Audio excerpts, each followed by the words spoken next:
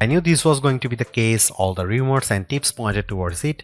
Samsung's Galaxy S26 series is about as iterative as Galaxy phones can be, even after what could arguably be seen as a couple of other iterative generations. Is that a bad thing? Well, no, it's not exactly exciting for die-hard tech fans, but what Samsung has with its trio of flagship phones is a somewhat perfected recipe for new phones that will likely appeal to people looking to upgrade from an S24 or S23 or maybe older. However, there are still some new extra ingredients that mean the Samsung Galaxy S26 Ultra sports a unique feature and a suite of upgrades that make it likely to be one of the most refined flagship phones of the year, and a surefire contender for a high spot on our best phones list. The display still comes in at 6.9 inches, which is plenty for anyone, and sports the LTPO 120Hz to 1Hz refresh rate panel. But there is a subtle upgrade here in the Pro Scaler upscaling function the display uses to polish up lower resolution visuals into something that better suits the 3120 by 1440 resolution screen has been improved. The display also supports the MDNI codec, which should mean the screen can show a wider range of colors and render them with more precision. In practical terms, I think it would take the most age-eyed of Galaxy users to spot big differences, but like a lot of previous Galaxy S Ultra phones, the display on the S26 Ultra looked fantastic to me. I tend to think Samsung produces the best phone displays. On the phone's color options, things are a little shrug-worthy. The hero color is cobalt violet, which is fine and goes alongside sky blue, black, white, and online exclusive shades of silver shadow and pink gold. These colors are inoffensive for a large phone, but after the orange iPhone 16 Pro, I do feel Samsung could even pushed the boat out a bit. I'd have loved a punchy green option, maybe British racing green.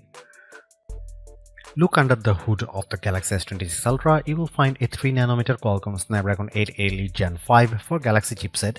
Naturally, this brings in a performance boost for CPU, GPU and NPU elements of the chip, but there's something here right now to truly write home about. I didn't get to see whether Qualcomm's latest slice of high-end mobile silicon drastically improved gaming on the Galaxy S26 Ultra, but improved NPU performance should mean snappier artificial intelligence features without the need to tap into the cloud. Proper testing and deeper benchmarks will tell the full story, but expect the Galaxy S26 Ultra to rub shoulders with Apple's A19 Pro chip in the iPhone 17 Pro Max and perhaps whatever chip comes loaded into a next-gen iPhone later this year. There is a redesigned vapor chamber which is larger and is 21% more efficient in heat dissipation than before, so that should be a boon to mobile gamers and power users. And that should also help with battery longevity, especially as the S26 Ultra sticks to the 5000 mAh of its predecessor. But there is now super fast charging 3.0 that should charge the battery from 0 to 75% in 30 minutes, and super fast wireless charging offers faster wire-free battery juicing.